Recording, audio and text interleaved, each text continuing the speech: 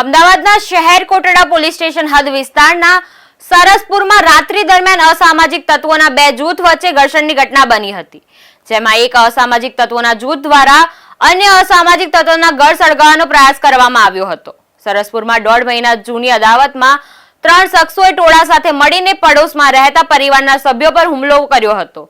તલવાર અને પાઇપ વડે આ હુમલો કરવામાં આવ્યો હતો। 2 લોકોના માથાના તથા શરીરના ભાગે ગંભીર ઈજા પણ પહોંચાડવામાં આવી હતી। 3 શખ્સો અને તેમની સાથે આવેલા ટોળાએ મકાન સળગાવી દેવા માટે કાચની બોટલમાં જ્વલનશીલ પ્રવાહી ભરીને મકાનમાં પણ ફેંક્યું હતું, જેના કારણે મકાનમાં આગ લાગી હતી। બનાવ બાદ આરોપી ત્યાંથી નાસી ગયા હતા। આ બનાવમાં ઈજાગ્રસ્ત લોકોને સારવાર માટે હોસ્પિટલ પણ ખસેડવામાં આવ્યા છે। હાલ ઘટના સ્થળ પર પોલીસ બંદોબસ્ત ગોઠવી દેવામાં આવ્યો છે। શહેર કોટડા પોલીસે ગુનો નોંધીને તપાસ પણ શરૂ કરી છે। નમસ્કાર, ન્યૂઝ ફોર ઇન્ડિયામાં આપનું સ્વાગત છે। હું હિમાની આપની સાથે। તો શું છે સમગ્ર ઘટના તે જોઈએ। અમદાવાદમાં ગુનાહિત પ્રવૃત્તિઓનું પ્રમાણ વધી રહ્યું છે। ગુનેગારો છાકટા બનીને ગુનાઓ આચરી રહ્યા છે।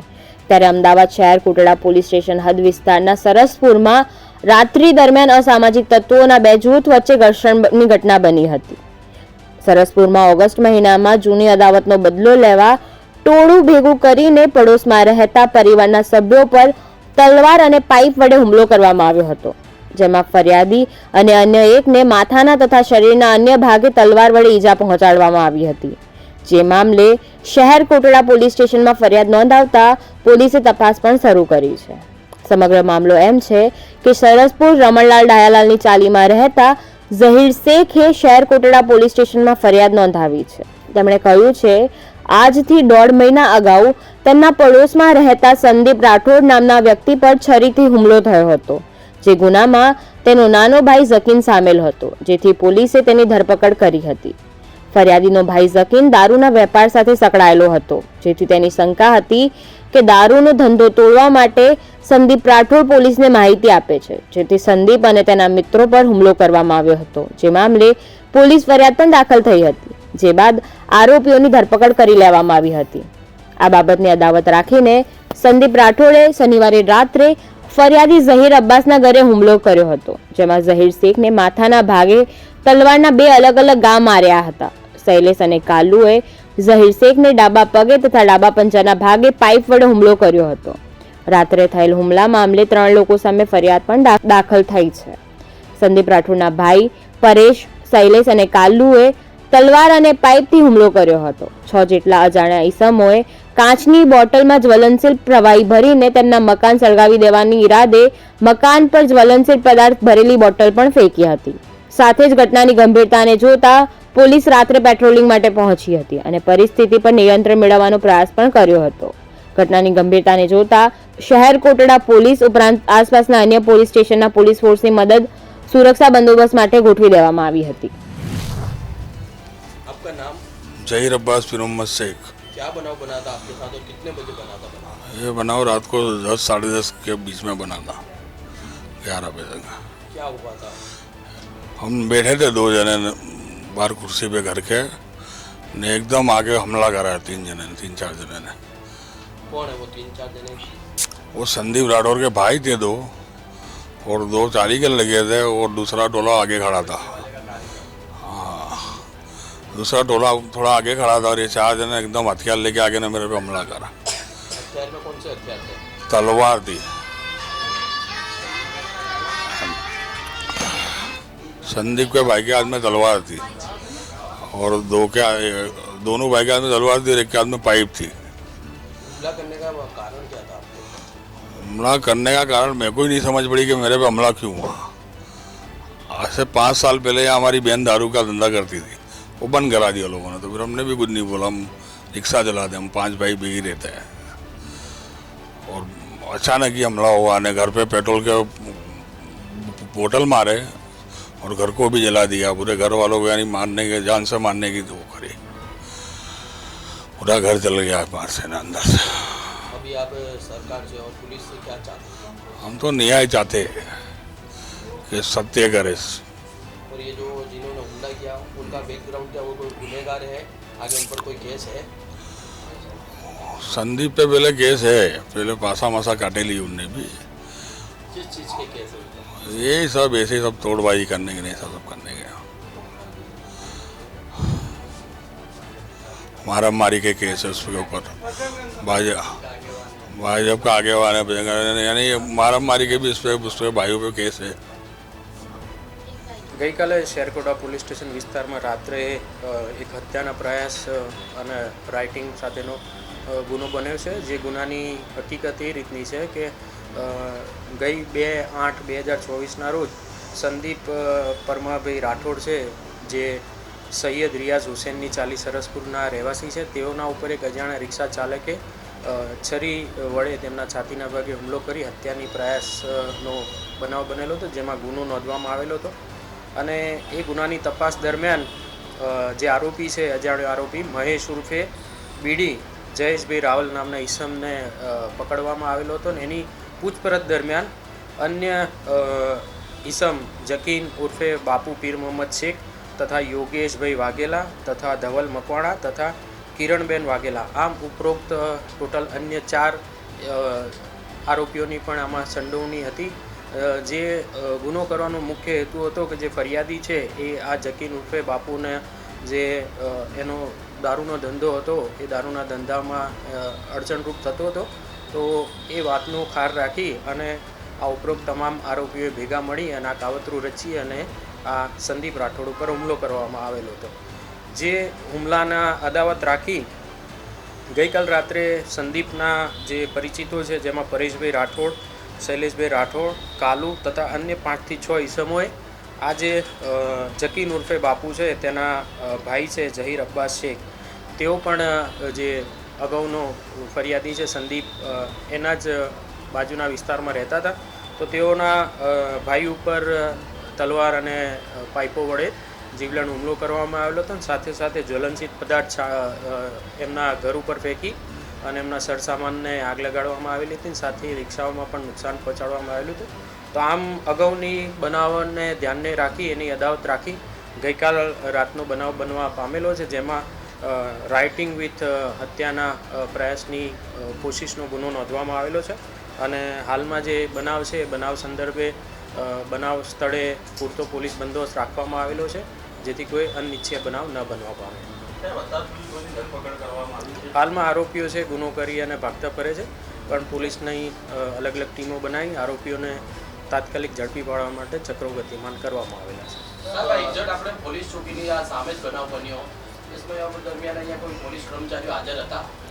બનાવ જેવો બન્યો, જેવી પોલીસને જાણ થઈ તાત્કાલિક પોલીસ ઘટના સ્થળે પહોંચી ગઈ હતી અને વધુ કોઈ બનાવ ના બને એ બાબતે તકેદારીના પગલાં રાખી અને અન્ય પોલીસ ફોર્સ છે સ્થળ ઉપર આવી ગયેલો અને વધુ કોઈ પણ જાતનો અનિચ્છનીય બનાવ ન બનવા પામે એ બાબતની તકેદારી હાલ પૂરતી રાખવામાં આવેલી છે। બનાવ બન્યો એ પોલીસના જાણમાં હોત તો ચોક્કસ પોલીસ તેને અટકાવી શકી હોત। આ બનાવ બન્યો છે એ બાબતે પોલીસને જેવી પણ માહિતી મળી તાત્કાલિક પોલીસ ઘટના સ્થળે પહોંચી અને વધુ કોઈ બનાવ નથી બનવા દેવા પામ્યો એ બાબતે પોલીસે છે એ તાત્કાલિક કાર્યવાહી કરવામાં આવેલી છે। અમદાવાદના સરસપુર વિસ્તારમાં ગઈકાલે 10:30 વાગ્યાની આસપાસ રાતના સમયે અસામાજિક તત્વો દ્વારા એક ઘરને આગ ચાંપવામાં આવી હતી અને એ પણ બતાવીશું તમને। સૌથી પહેલાં અહીંથી અમે કેમેરામેનને જે કહીશું, અનુરોધ કરીશું કે ઝૂમ કરે અને અહીંથી જે સર્વેલન્સની ઓફિસ છે એ બતાડે અને કેટલી દૂરી પર છે એ બી આપણે અંદાજો આવી જશે।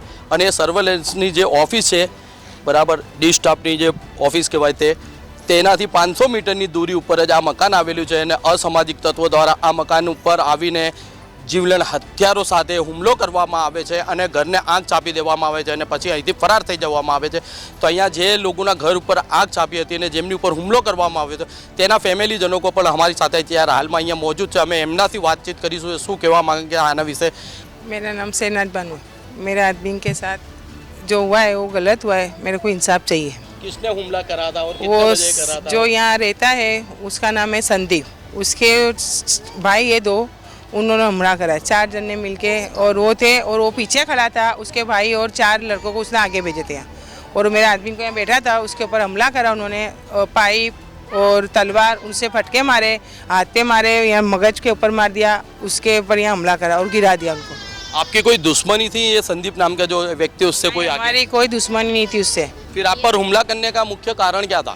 देखो हमारे पहले हम बुटलेगर थे, अब बुटलेगर हम है नहीं, बराबर। आज से 5 साल पहले हम बुटलेगर में आते थे, पर अब नहीं आते लॉकडाउन के बाद से, बराबर। हमने बिल्कुल बंद कर दिया। अभी हम रिक्शा चलाते हैं, सब भाई रिक्शा पे। उसके अलावा भी हमारी नड़न थे, वो धंधा करते थे। हम कोई भाई लोग का धंधा नहीं था यहाँ पे। हम तो रिक्शा यूँ भी चलाते ही थे और अभी भी चलाते ही है एरिया के अंदर, बराबर। और पीढ़ी तक धंधा है हमारा, कोई नया धंधा के हम कर नहीं रहे थे। वो करके उसके अलावा भी ये लोग ने कहा तो हमने भाईचारा के हिसाब से धंधा ही बंद कर दिया, बराबर। हमारी हाई बुलाई सब कुछ करा यहाँ पे लोग ने, आज से 5 साल पहले। तब भी हमने यहाँ पे कोई ऑप्शन करा नहीं, कोई लड़ाई झगड़ा करा नहीं। और यहाँ ऐसा बोलते रहे कि तुम्हारे बच्चों को भी जला डालेंगे, तुमको भी जला डालेंगे। और मेरे आदमी को यहाँ जब मार रहे ना, वो ऐसा बोल रहे कि तूने संदीप का नाम लिया, उसकी वजह से हम तेरे को मारे, उसके वजह से तेरे को मारे, और तेरे को मारे डालेंगे और तेरी फैमिली को भी मार डालेंगे। ऐसा किसने बोला? उसके भाई लोगों ने ही बोला यहाँ।